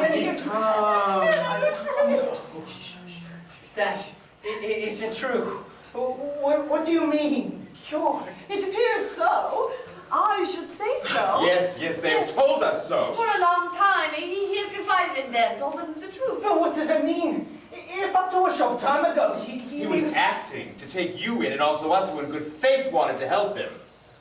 Is it possible to deceive his sister? Also right up to the time of her death? Go on, I say! Go on? What do you mean? It isn't your sister only that is dead. My sister? Yours, I say, whom you compelled up to the last moment to present herself here as your mother, Agnes. Was she not your mother? My mother? Well, certainly my mother. But your mother is dead for me, old and far away. You have just got down now from there. How do you know I've not wept here long in secret, dressed even as I am? What does he say? Quietly, quietly, for heaven's sake. What do I say? I ask all of you. Was not Agnes the mother of Henry IV? It seems to me you, Marchioness, ought to know. Oh, no, I don't know. Quiet now, everybody. It's the madness returning. Madness indeed, Doctor. He's acting again. You have just emptied those two frames over there, and he stands before my eyes as Henry IV? We've had enough of this joke now. Who said joke? Don't excite him, for the love of God. But they have said so. They! You? You said it was all a joke? No. Really, we said that you were cured. Look here, enough of this. Doesn't it seem to you that the sight of him and that of your daughter dressed so is becoming an intolerable puerility? Quiet, what does the dress matter? He is cured. Cured? Yes, I'm cured. But not to let it end this way all at once as you suppose. Do you know that for 20 years no one's ever dared appear before me just like you and this person? Yes, of course, I know it. As a matter of fact, I too appeared before you this morning dressed As a monk. And you took me for Peter Damiani. And I didn't even laugh believing That I was mad? Does it make you laugh seeing her dressed like this? And yet you might have remembered that in my eyes, her appearance now... You're a doctor, aren't you? Yes. And you also took part in dressing her up as the Marchioness of Tuscany to prepare a counter joke for me. No, well, what do you say? It was done for you. I did it for your sake. To attempt to try, not knowing. I understand. I say counter joke because he believes I've been carrying on a jest. But excuse me, what do you mean? You say yourself you are cured. Let me speak. Do you know, Doctor, that for a moment you ran the risk of making me mad again? But God, to make the portraits speak? To make them jump alive out of their frames? But you saw that all of us ran it at once, as soon as they told us that- Certainly. The combination's very beautiful. Very good, Doctor. Two couples, very good. For a madman, not bad. Seems to him now to be a carnival out of season. We'll get rid now of this masquerade costume of mine so that I may come away with you. What do you say? With me? With us? Yes, where shall we go? To the club in dress coats and with white ties? Or shall the both of us go to the Marchioness's house? Wherever you like. Do you want to remain here to continue alone what was nothing but the unfortunate joke of a day of carnival? Yeah. It is really incredible how you've been able to do all this, freed from the disaster that befell you. Yes. You see how it was.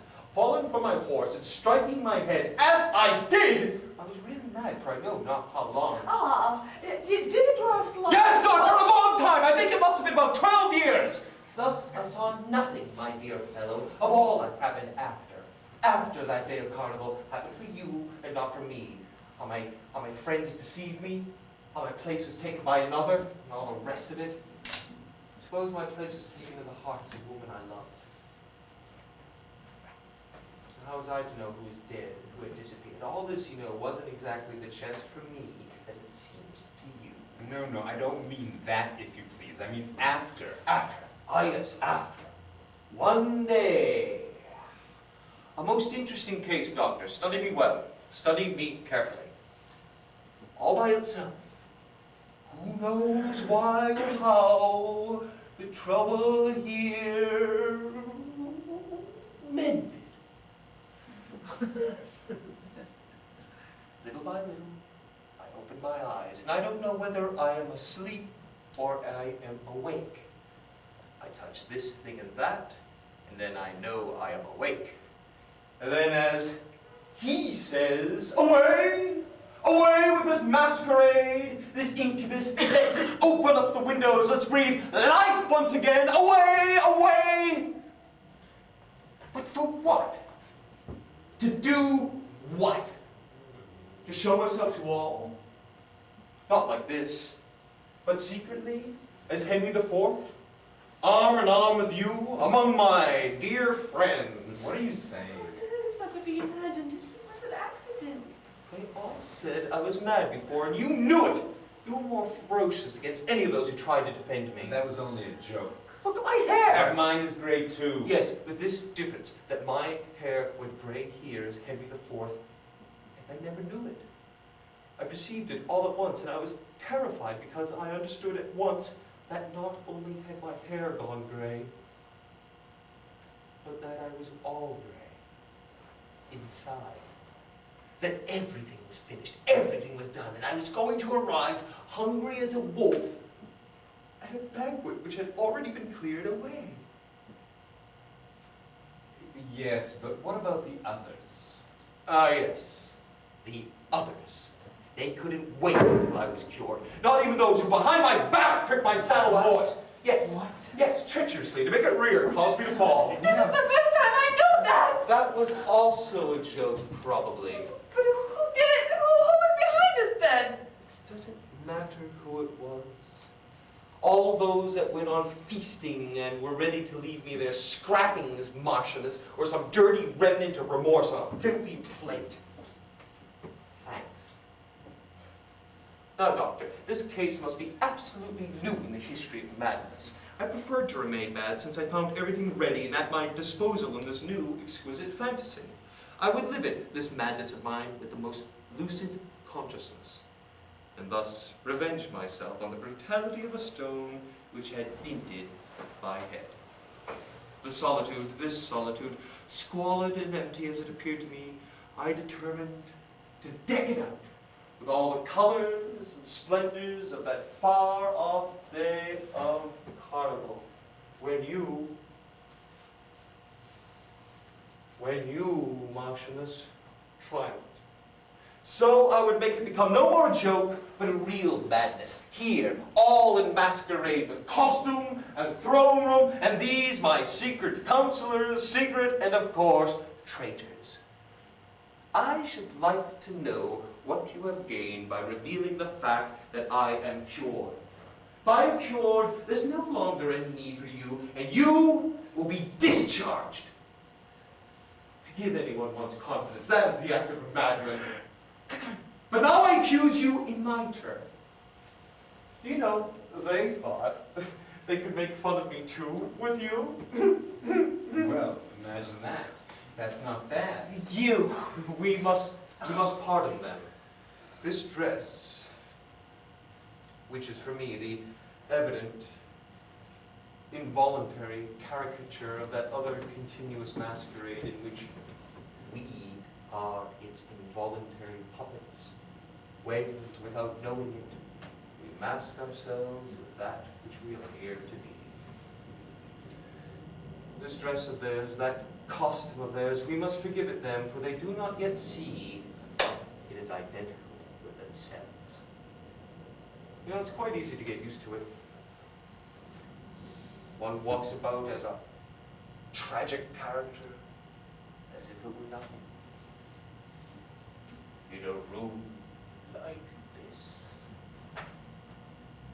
Look here, Doctor, I remember a priest, certainly Irish, a nice-looking priest, who was sleeping in the sun one November day with his arm on the corner of a public bench. He was lost in the golden delight of the mild, sunny air, which must have seemed to him almost summery.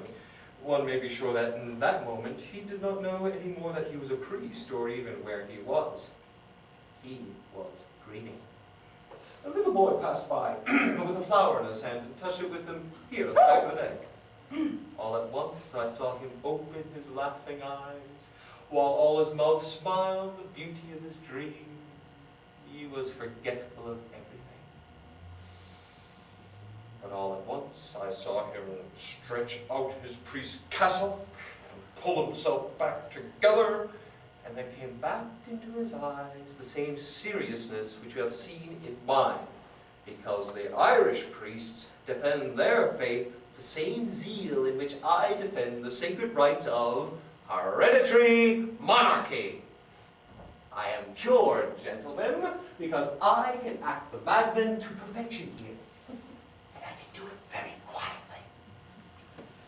I'm only sorry for those of you that have to live your madness so agitatedly, without knowing it or seeing it. It comes to this then. It is we who are mad. That's what it is. But if you weren't mad, both you and she, would you have come here to see me? To tell you the truth, I came here believing you were the madman. And she? As for her, I cannot say. I see she's all fascinated by your words, by this conscious madness of yours. Dressed as you are, you could even remain here to live it out, Marchioness. You are so insolent. No, Marchioness, what he means to say is that the miracle would be complete, according to him, with you dressed here as the Marchioness of Tuscany, as you well know could not be my friend, save as at Canossa to give me a little pity. Or even more than a little. She said so herself. Or even, shall we say, a little remorse? Yes. That too she has admitted. Yeah, don't mind him. Don't bother about him. Let him go on infuriating me, though the doctors told him not to do so. But do you suppose I'm going to trouble myself any more about you? The part you had in my misfortune with her, the part he now has in your life. This is my life. Quite a different thing from your life, the life in which you have grown old. I have not lived that life. Was this what you wanted to show me with this dressing yourself up like this according to the doctor's idea? Oh, excellently done, doctor, excellently done. As we were then, as we are now. But I am not a madman according to your way of thinking. I know very well that that man there cannot be me, because I am Henry IV, and have been these 20 years cast in this eternal masquerade. She has lived these years, she has enjoyed them, and has become, well, look at her, a woman I can no longer recognize.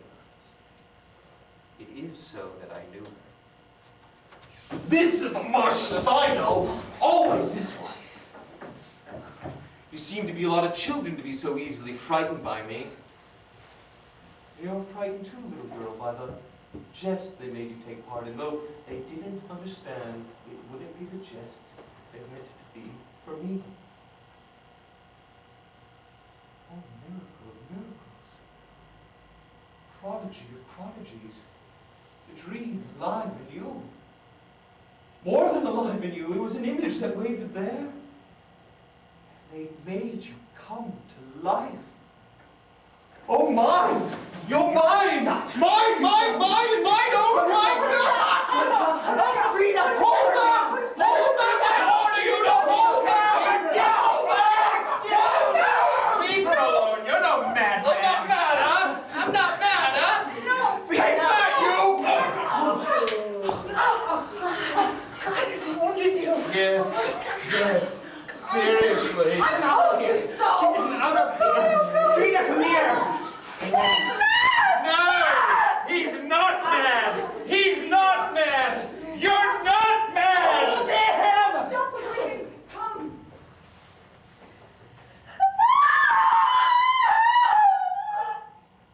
No. Yes. We'll have to. Here we are. Together. Forever!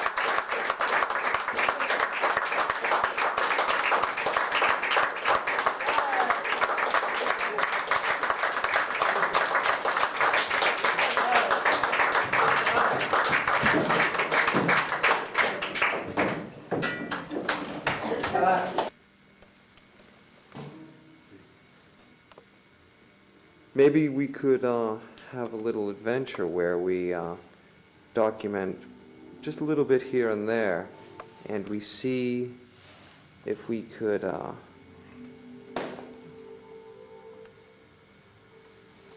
yeah, we see if we can drum up any interest in having the midnight reading of the Supreme Minister's Education.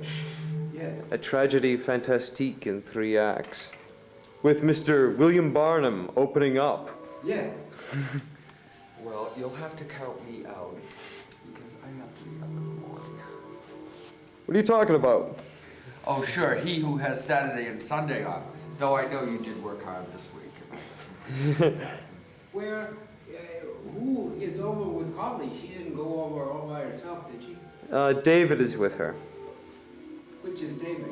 David is Lolo Landolf. Oh, you mean the tall blonde fellow? Exactly. Oh.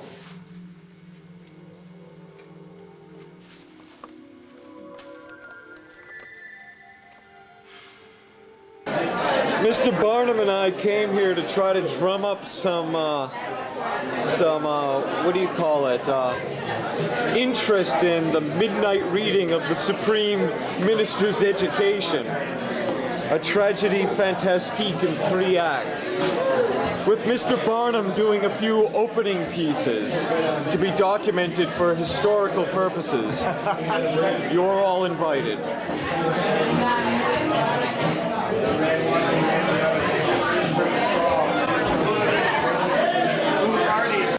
Well, it's now Saturday afternoon.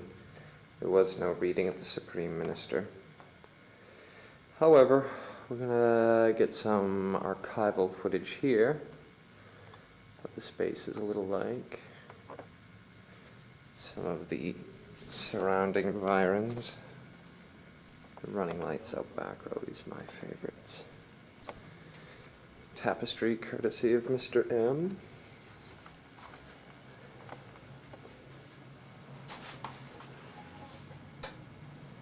The lobby.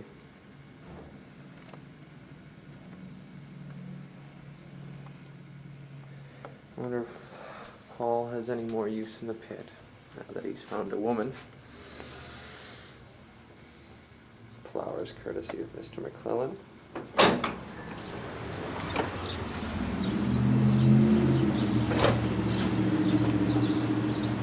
This is always nice. It's so interesting outside today. Spring is coming.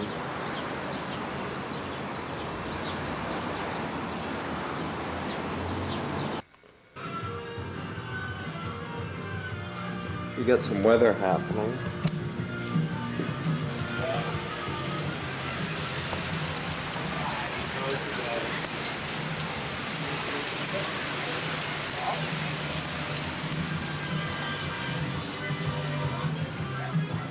Staging. Leave the staging here. Stack it all here. Yep.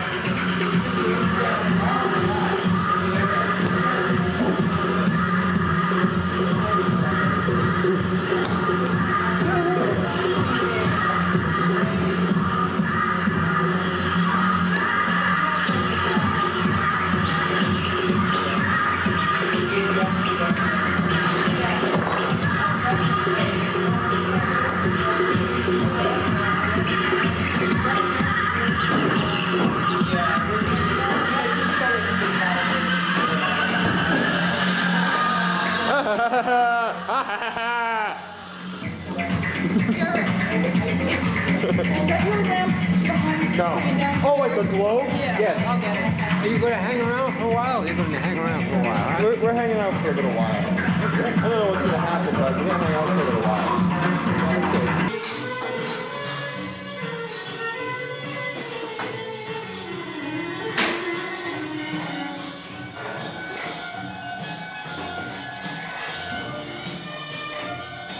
That black hanging in the doorway is awesome. That came with the place. Oh, that came with the place, okay. But I'm wondering if that's black we put up during Mask of Lilith. Oh, okay. That's, something I just don't recall. It looks awful familiar, that fabric. So now we're going to have a concert, including the 3 opening ballads of The Unexpected Minstrel.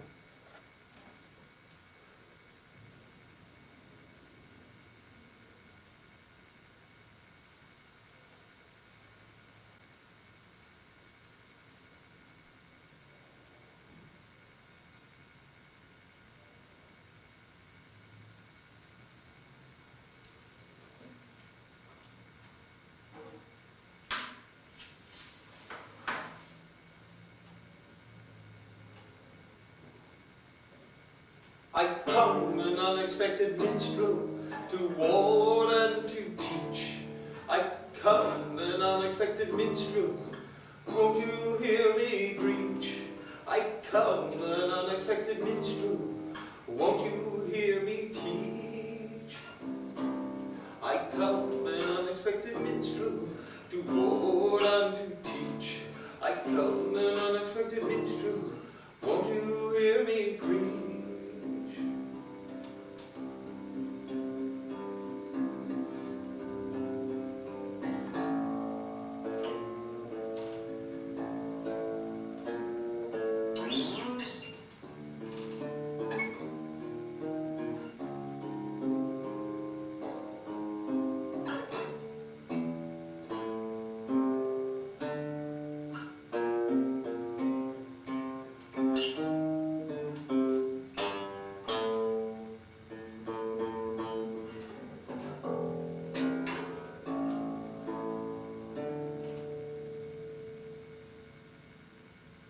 Is the good King Narses strict silent with me? Was the good King Narses that easy to please? Is that good King Narses one among the trees? Was it his head you saw from its torso bleed?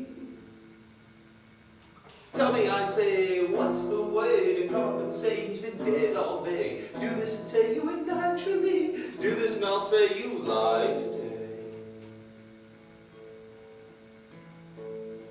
If good King Narses had a clue, he'd most certainly remove you too.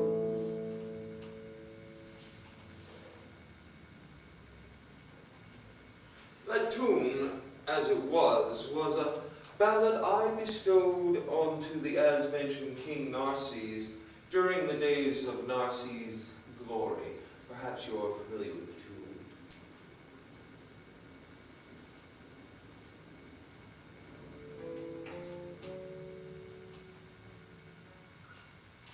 You need heart, you need spirit, the heart lacks a soul. Allow me, my friends, to provide a feast in your royal banquet hall. I'm a teacher, poet, and historian too. I may appear young for my years, but youth springs from the delight of tears. Tears I've shed and others as well. Songs and stories I've woven and spelled. Rhyme, riddle, and reason. Without these lie treason. Ignorance, lethargy, and woe. With these lie sorrow.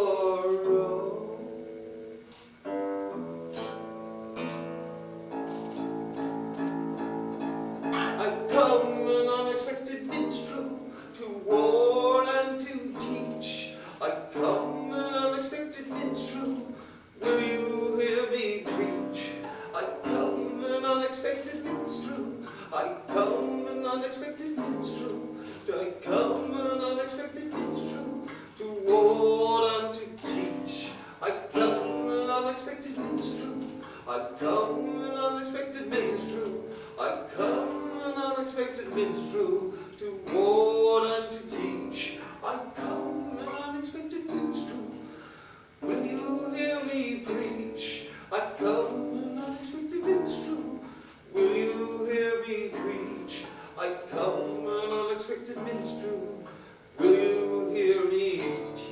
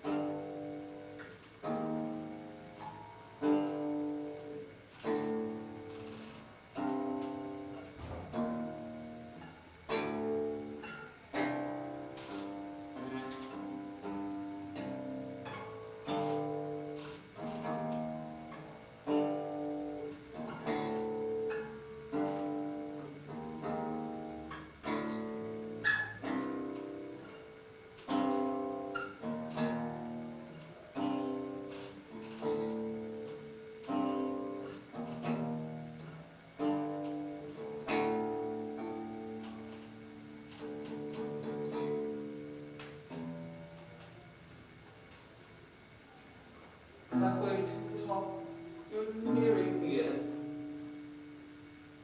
Nearing its completion, you're chasing forward.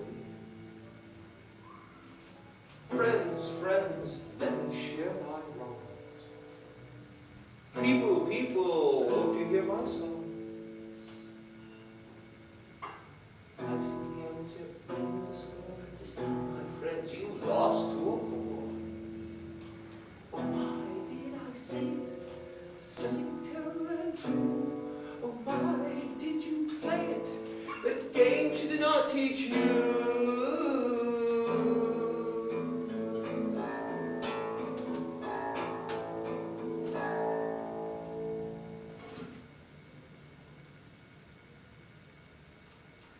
I come an unexpected minstrel.